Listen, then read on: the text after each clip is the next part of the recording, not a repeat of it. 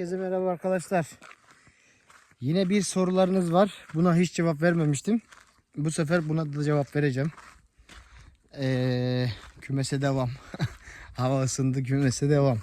Şimdi arkadaşlar oraya gelsek arazi var mı? Ekilebilir mi? Türkiye'deki avantajları, Türkiye'nin avantajları, Türkiye'nin dezavantajları, buranın avantajı. Bunları anlatacağım. Şimdi Türkiye'de bir ürün ekmek için suya ihtiyacınız var. Gübreye ihtiyacınız var. Başka neye ihtiyacınız var? İlaca ihtiyacınız var. Yani su zaten başlı başına bir problem. Niye? Bizim orada suyun saati 500 lira falan dedi geçen abim. Yani 24 saat suladığınızda 12.000 TL para veriyorsunuz. Gübre para. Tarlanın sizin değilse kiralaması para. Bayağı para. Burada nasıl oluyor sistem? Hemen onu anlatalım. Burası çok garip. Büyük bir ülke olduğu için toprağın gerçekten burada yüzüne bakan yok. Yani toprağın bir değeri yok. Nasıl değeri yok? Boş tarlaların hepsi. Yani bomboş tarlalar duruyor arkadaşlar. Yani devletle konuşup kiralayabiliyorsunuz. İşte 49 yıllık mı ne kiralıyormuş. O da çok minimal paralar. Yani böyle çok düşük paralar. Bir de siz aldığınız için vergi ödüyorsunuz. Ama o da ona göre bir vergi yani. Şimdi buraya ektiniz. Değil mi? Tarlaya ektiniz. Sürdünüz. Hazırladınız ve ektiniz. Sonra unuttunuz. Biçim zamanına kadar burada unuttunuz. Yani burada ne bir sulama, ne bir gübre, ne bir ilaç, hiçbir şey gerek yok. Ektin gittin unuttun. Sonra biçme zamanı geldi, geldin biçtin gittin. Buranın sistemi bu arkadaşlar. Çünkü toprağın rengi, burası Çernozyum toprağı. Yani ne demek oluyor? Bakın. Şimdi gölgede göstereyim. Belki güneşte pek anlamazsınız. Çernozyum ne demek? Dünyanın en verimli topraklarından birisi demek. Bakın. Toprağı görüyor musunuz? Yani burada böyle gübre derdiniz yok. Bu toprak zaten fazlasıyla verimli. Simsiyah. Şimdi birazdan yerde de göstereceğim toprağı. Ot boyu 3 metre olur mu arkadaşlar? Otun boyu 3 metre. Yani bu ne demek? Ota ilaç yok, gübre yok. Hiçbir şey atmıyorlar. Sulamıyorlar, bir şey yapmıyorlar. Burada yağmur çok iyi. Ve yeraltı suları çok yakın arkadaşlar. Yani yeraltı suları 3 metrenin altında su var. Buralarda her yerde göl, nehir, dere. Yani bizim İç Anadolu gibi 250-300 metreden su çıkmıyor burada. Buralar çok rahat bu konuda. Yani çiftçilik yapmak isteyen insana burası cennet. Niye derseniz hiçbir şeye para ödemiyorsunuz. Su paran yok, elektrik yok, gübre yok, bir şey yok. Attın, çıktı, bitti. Ne ekebiliriz? Ona gelelim. Burada mısır oluyor arkadaşlar. Çünkü buraya ağaçlar bol olduğu için, mısır da suyu çok sevdiği için burada mısır olur fazlasıyla. İyi de mısır olur. Sulamaya gerek yok. Yine gübreye, ilaca hiçbir şey gerek yok. Ektin, biçtin. Bu kadar. Buğday, arpa, yulaf, çavdar vesaire bunlar zaten buranın biliyorsunuz Rusya tahıl ambarı. Ukrayna, Rusya dünyanın tahıl ambarı. Zaten onları ektin ki o da kendi çıktı. Bir şeyin yok. Hiçbir olayın yok. Burada en çok para kazandıran ayçiçeği arkadaşlar. Ayçiçeği muazzam para kazandırıyor. Vaktim olsaydı size gider çekerdim ayçiçeklerini. Burada bayağı ayçiçek ekili ama çok tarla boş. Yani burada ne yapıyorlar? Belirli insanlar burası benim diyor. İşte bu sene bura benim diyor kafasına göre. Kimse bir şey bildirmiyor. Ondan sonra otlar çıkıyor, otları biçiyorlar. İnsanlara balya yapıp satıyorlar. Muazzam ot çıkıyor. Böyle bir para yok. Muazzam. Tanesi 2000 rubleden satıyorlar o büyük balyaları. Masrafın ne? Yakıt. Başka bir şeyin yok ki çünkü. Sulamadın, bir şey yapmadın. Allah'ın verdiğiyle yaptın, bitti. Şimdi ben size toprağı göstereceğim arkadaşlar. Bakın. Arkadaşlar şu toprağın rengine bakın. Bakın. Hiçbir şey yapmıyoruz. Bakın.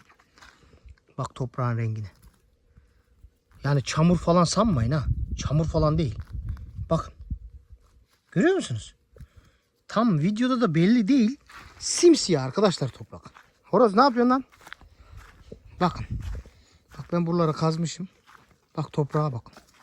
Yani çamur falan hiçbir şey yok. Bak. Normal kuru toprak. Simsiyah. Ben ilk gördüm. Dedim herhalde çamur, araba batar, girmeyeyim. Yok, alışamadım. Yani yeni yeni alışmaya başladım. Şu toprağın rengine bakar mısın? Güneşte bir de açılmış gibi duruyor. Güneşte sanki rengi şey gibi duruyor. Bu arada ben başladım tekrar. Bugün inşallah bitireceğim kümesimi. Araba müsait olsaydı vallahi size gider tarlalara gösterirdim. Ama bugün gösteremiyorum arkadaşlar. Bugün biraz yoğun çalışıp şurayı bitireceğim. Bitireyim artık. Kış gelmeden şuraları halledeyim. Ondan sonra keyfime bakayım. Çünkü civcivler çıktı. 3 tane de tavuğum var. Bir horoz, 2 tavuk. Onlar da takılıyor. Yani anlatmak istediğim arkadaşlar, burada verimlilik çok üst seviyede. Bakın işte oralar otlar. Bak gidelim. Burası da benim ama yine koyunlar yedi burayı. İnanın burayı koyunlar yedi. Bak yediği hal bu. Bak yemiş hep, görüyor musunuz bunları? Bak oralarda hiç daha ot yığılı. Full. Bir de öteki tarafa bakalım. Benim koyunlar buralarda geziyorlar. Bakın şu an koyunlar yok. Koyunlar yok. Buralarda yiyorlar benim koyunlar. Bitiremediler. Bakın buraları temizlediler. Ağaçların şeylerini. Bak küçük ağaçlar çıkıyormuş. Onları falan koyunlar temizledi sağ olsun. Gördünüz mü? Buraları temizlediler. Buralar hep benim arkadaşlar. Buraları temizlesin diye salıyorum ve yiyorlar. Hatta durun dışarı çıkayım. Gece ne yapıyorsun? He? Ne yapıyorsun sen? Bir şey mi yaptın sen? Niye suçlusun? Eve git. Gelme bir daha buraya. Eve git. Koş. Eve koş. Abi hayatınızda görebileceğiniz en akıllı köpek ya. Bakın şimdi gidiyoruz. Bakın bütün otları yedi benim koyunlar. Bu da yedi kalanlar yani. Sağ olsun buraları temizlediler. Şimdi gidiyoruz oralara. Yani buraları yemeselerdi ben çok sıkıntı yaşardım. Zaten benim bahçeyi full yediler. Orada küçük küçük yeniden çıkmaya başladı. Ama buralarda yedi ve gölge arkadaşlar. Normalde burada otun hiçbir şeyin olmaması lazım. Bakın her yeri yediler. Görüyor musunuz? Bir biçen yok yani. Buraları yediler. Bakın otlara. Verimliliği görün yani. Artık kurudu ama burada da yine koyunlar geziyor ama yine ot dolu. Buralar insan boyuydu. Yine koyun gezince biraz şey oldu. Düştü. Bakın koyunlar yedi buraları.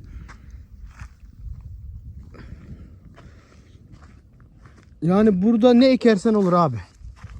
Pancarı vesaire bilmem ama mısır, buğday, ayçiçeği, yulaf, arpa hiçbir masrafsız. Tohum masrafım var. Ektin, biçtin, yakıt masrafım var. Zaten yakıt da ucuz. Bakın buraları koyunlar komple yemiş. Yani koyunların faydası. Ben bunları yesin diye aldım koyunlarda. Açıkçası. Çünkü her yer ot oluyor. Bakın görüyor musunuz? Karşı bomboş oralar. Orada bir de yokuş. Daha bu tarafı dümdüz. Sağa doğru gittiğinizde dümdüz oralar. Ormanın o taraflar full. Full yani. Evet, burada benim göl. Burayı temizlemek lazım. 100 metrekare bir gölüm var. Kendime ait tamamen arkadaşlar. Bazıları demiş ki işte o devletin olur vesaire. O ne lan? Kurbağa mı onlar? Kim atlıyor onlara? Devletin olur falan filan demişler. He, kurbağalar gidiyor. Yani devletin falan değil. Burası tamamen benim şahsıma ait. Bak bak bak kurbağalar nasıl atlıyor. Şimdi bu sular çekilecek. Ben bu ağaçları komple temizleyeceğim buradan. Zaten çürümüş çoğu. İşte şu kenarları açacağım. Bakın şuradaki ağaçlar duracak. Görüyor musunuz? Şuradaki ağaçlar duracak. Sadece ben şu yüksekten bu tarafları temizleyeceğim komple. Şöyle bak şuraları komple temizleyeceğim ama oradaki tepedeki ağaçlar duracak. Buralara ben kümes yapacağım. Gaz ve ördek kümesi yapacağım. Buraları da temizleyince sadece burada gezebilecekler. Kapatacağım. Komple etrafını kümes yapacağım. Kapatacağım. Komple burada gezecekler. Suya girecekler, yiyip içecekler, çıkacaklar, evine girecekler. Bu kadar. Burayı seneye bir sistem yapacağım.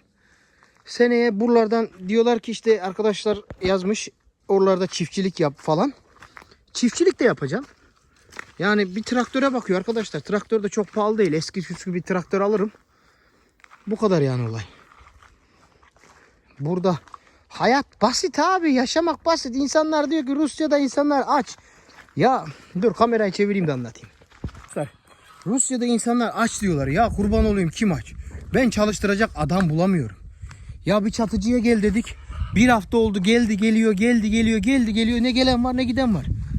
Evet usta tamirci. Tamirci de bulamıyorum. Götürdüm araba hararet yapıyor diye. Biri diyor pompa, biri diyor radyatör, birisi diyor termostat. Biri diyor conta yakmıştır, çatlak vardır vesairedir, odur budur. Sonuç geldim evde hepsine dedim kapat kardeşim. Kapat dedim benim canımı sıkmayın ya. Bu ne dedim ya ama bağırıyorum servisin içinde. Ulan bir ton hepiniz ustasınız. Hepsi ayrı ayrı bir şey söylüyor. Bunu dedim normal bir şey yok mu? Kapat kardeşim. Geri değiştir dedim. Termostat taktı. Çıkar dedim termostatı. Çıkar. Bizim hatun diyor ki para ödeyeceğiz. Ne parası dedim ya? Kapat. İndirin. Boşaltın her şeyi dedim. Bir şey mi yaptılar bana dedim para ödeyeceğim. Kapatın kardeşim dedim. Kapattırdım eve geldim. Neyi vardır diye bakıyorum. Fan çalışmıyor. Adamlara da diyorum kardeşim bak fan çalışmıyor. Yok diyor bu karbüratörlü fan olmaz. Ya nasıl fan olmaz? Abi bu neyle soğutacak? Bu havadan gelen motorun pervanesi soğutur diyor. Ya motorun pervanesi soğutur mu abi? Yetmez ki buna. Yetmez yani. Bu kamyon gibi şey. Ondan sonra kapattırdım eve geldim. Fanını elektriğini bağladım falan. Çalıştırdım. Abi ne hararet var ne bir şey var. Şu an ne hararet kaldı ne bir şey kaldı.